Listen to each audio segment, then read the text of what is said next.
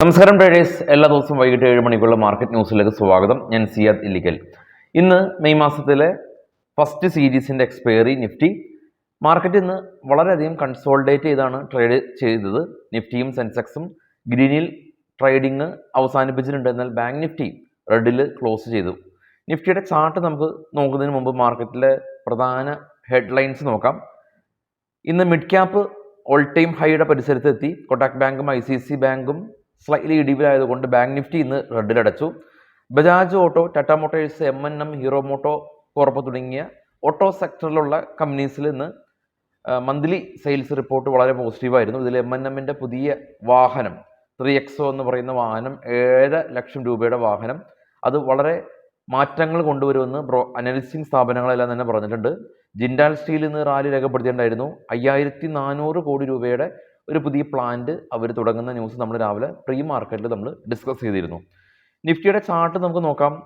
കഴിഞ്ഞ ദിവസം വലിയ ഒരു സിക്സാക് മൂവ്മെന്റിന് ശേഷം നിഫ്റ്റി കഴിഞ്ഞ ചൊവ്വാഴ്ച എവിടെയാണോ വ്യാപാരം അവസാനിപ്പിച്ചത് അത് തന്നെയാണ് ഇന്ന് ബുധനാഴ്ച അവധിക്ക് ശേഷം വ്യാഴാഴ്ച ദിവസമായ ഇന്ന് നിഫ്റ്റി ഓപ്പൺ ആയിട്ടുള്ളത്. അതായത് നിഫ്റ്റി ഒന്നും പോയിട്ടുണ്ടായിരുന്നില്ല. നിഫ്റ്റി അതിനിടയിൽ 100 പോയിന്റ് ഇടിഞ്ഞു, അതിനുശേഷം 100 പോയിന്റ് കയറി. ഇതൊന്നും തന്നെ നമ്മൾ അറിഞ്ഞില്ല എന്നുള്ളതാണ്. ഇന്ന് മാർക്കറ്റ് ഓപ്പൺ ചെയ്തു. ഓപ്പണിംഗ് റേഞ്ചിൽ നിന്ന് 129 പോയിന്റ് ഉയർന്നു. അതിനുശേഷം സ്ലൈറ്റ്ലി പ്രോഫിറ്റ് ബുക്കിംഗ് കണ്ടു. 22,656 മാർക്കറ്റ് ട്രേഡിംഗ് അവസാനിപ്പിച്ചത്. നിഫ്റ്റിയിൽ മികച്ച പ്രകടനം കാഴ്ചവെച്ചിട്ടുള്ളത് BPCL 4.5%, power grid 4%, Asian paint 3.5%, Bajaj auto 2.5%, Tata motor 2%. Auto sales report പോസിറ്റീവായിരുന്നു. അതുകൊണ്ട് തന്നെ ഓട്ടോ സെക്ടറും കൂടാതെ തന്നെ ക്രൂഡിൻ്റെ വില ഇടിഞ്ഞത് കൊണ്ട് BPCL ഉൾപ്പെടെയുള്ള കമ്പനീസ് റാലി രേഖപ്പെടുത്തി. ഇന്ന് ഫോൾ ആയിട്ടുള്ളത് കൊട്ടാക് മഹീന്ദ്ര ബാങ്ക് ആണ് 3%, Tata consumer product 1.5%, Airtel 1.5%, Axis bank 1.5%, HDFC life 1.1% fall ഉണ്ടായി. ഗ്ലോബൽ മാർക്കറ്റ് പരിശോധിക്കാം. നമുക്ക് ഏറ്റവും ടോപ്പിൽ കാണാം ബിറ്റ്കോയിൻ അതിശക്തമായിട്ടുള്ളൊരു ഇടിവ് രേഖപ്പെടുത്തി 60,000-ൽ താഴെ പോയി 57,797 ബിറ്റ്കോയിൻ്റെ നിൽപ്പ്. ഇന്ന് ചെറിയൊരു പുരോഗതി ബിറ്റ്കോയിനിൽ കണ്ടു.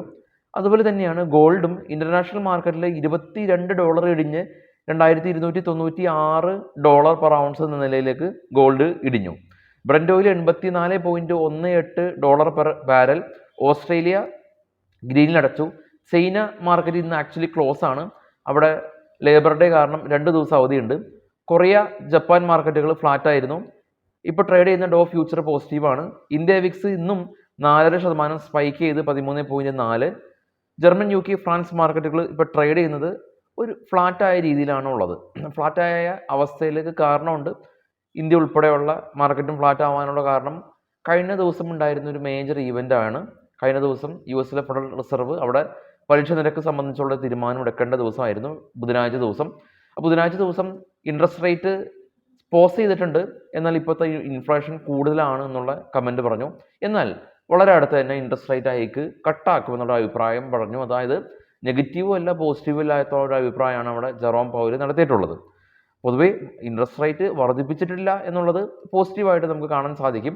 അതുകൊണ്ട് തന്നെയാണ് ഇന്നലെ US മാർക്കറ്റ് നാസ്ഡാക്കും ഡോയും പോസിറ്റീവിൽ വ്യാപാരം അവസാനിപ്പിച്ചത്. എന്നാൽ ചൊവ്വാഴ്ച ദിവസം US മാർക്കറ്റ് വളരെ ശക്തമായ രീതിയിൽ ഒരു ഫോൾ ഉണ്ടായിട്ടുണ്ടായിരുന്നു. ഇത് നമുക്ക് ഇന്ന് റിസൾട്ട് വന്ന കമ്പനികളുടെ റിസൾട്ടുകൾ നമുക്ക് നോക്കാം.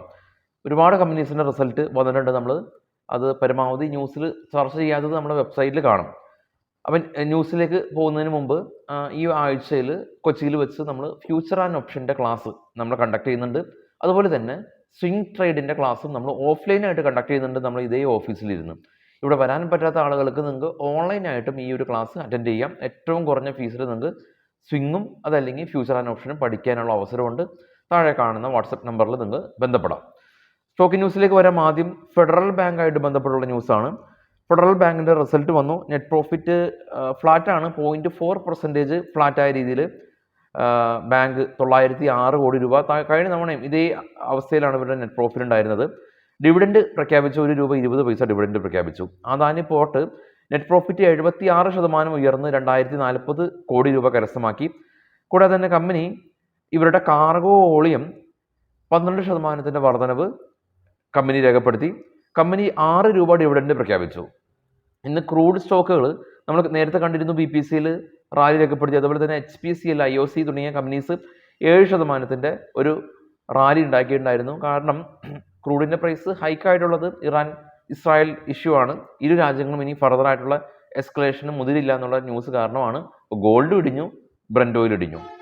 ICC ബാങ്ക് ഇവരുടെ CEO റിസൈൻ ചെയ്യുമെന്നുള്ളൊരു അഭ്യൂഹങ്ങൾ പരന്നിരുന്നു. അപ്പോൾ അത്തരം വാർത്തകളെല്ലാം തന്നെ ICC ബാങ്ക് ഡിനേ ചെയ്തിട്ടുണ്ട്.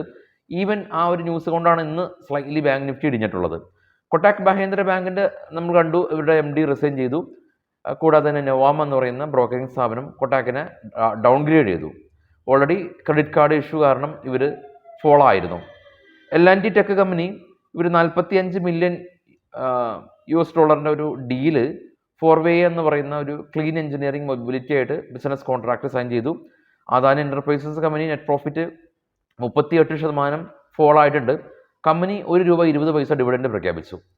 Blue Star company net profit 160 കോടി രൂപ കരസ്ഥമാക്കി. കൂടാതെ തന്നെ കമ്പനി ₹7 ഡിവിഡൻഡ് പ്രഖ്യാപിച്ചു. കമ്പനി 225 നിന്ന് ആക്ച്വലി പ്രോഫിറ്റ് കുറഞ്ഞ ഒരു സിനാരിയാണ് ഉള്ളത്.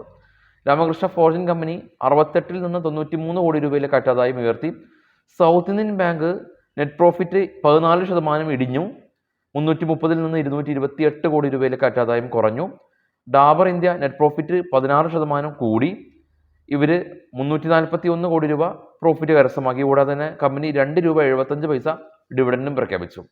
സ്കിപ്പേഴ്സ് ഇന്ത്യ 20 നിന്ന് 23 രൂപയിലേക്ക് പ്രോഫിറ്റ് കൂടി.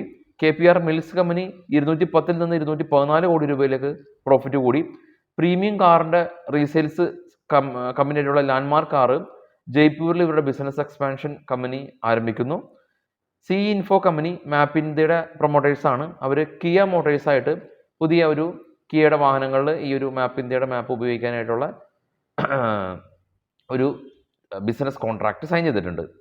ഇനി IPO details, dividend details, result, calendar result, announcement തുടങ്ങിയ കാര്യങ്ങൾ നമ്മുടെ വെബ്സൈറ്റിൽ ഉണ്ടാവും. ബിസ്മൈറ്റ് ട്രേഡിംഗ് എന്ന് പറയുന്ന വെബ്സൈറ്റിൻ്റെ ട്രേഡ് ബഡി എന്ന് പറഞ്ഞ ടാബിൽ അബ്സല്യൂട്ട്ലി നിങ്ങൾക്ക് ഫ്രീ ആണ്. അപ്പോൾ വിക്സ് പതിയെ ഉയർന്നു വരുന്നുണ്ട്. കഴിഞ്ഞ 2 ദിവസവും മാർക്കറ്റ് റാലി രേഖപ്പെടുത്തി ഫോളായി. ഇന്നും മാർക്കറ്റ് ഫ്ലാറ്റാണ്. പക്ഷേ വിക്സ് ഇപ്പോൾ എത്തി നിൽക്കുന്നത് 13.4 എന്ന നിലയിലാണ്. അപ്പോൾ 10 താഴെ പോയ വിക്സ് ഇപ്പോൾ ഒരു 13.4 എന്ന നിലയിലേക്ക് വരുമ്പോൾ പെർസെൻറ്റേജ് വൈസ് വളരെ കൂടുതലാണ്. ഇനി മുന്നോട്ട് പോകുമ്പോഴും ഈ ഇലക്ഷൻ്റെ ഒരു അൺസർട്ടനിറ്റി കാരണം വിക്സ് ഉയരാനാണ് സാധ്യത. വിക്സ് ഉയരുമ്പോൾ വിക്സ് എന്ന് പറയുന്ന വാല്യൂ മാത്രമല്ല ഉയരുന്നത്, മാർക്കറ്റിലും അത് റിഫ്ലക്റ്റ് ആവും. കഴിഞ്ഞ ദിവസങ്ങളിലൊക്കെ നമ്മൾ കണ്ടു സിക്സാക്ക് വിപണി, അതൊക്കെ നമുക്ക് എക്സ്പെക്ട് ചെയ്യാം. എല്ലാവർക്കും ശുഭരാത്രി. നാളെ രാവിലെ 7 വിശദമായിട്ടുള്ള പ്രീ മാർക്കറ്റ് റിപ്പോർട്ടായിട്ട് എത്താം. Thank you all.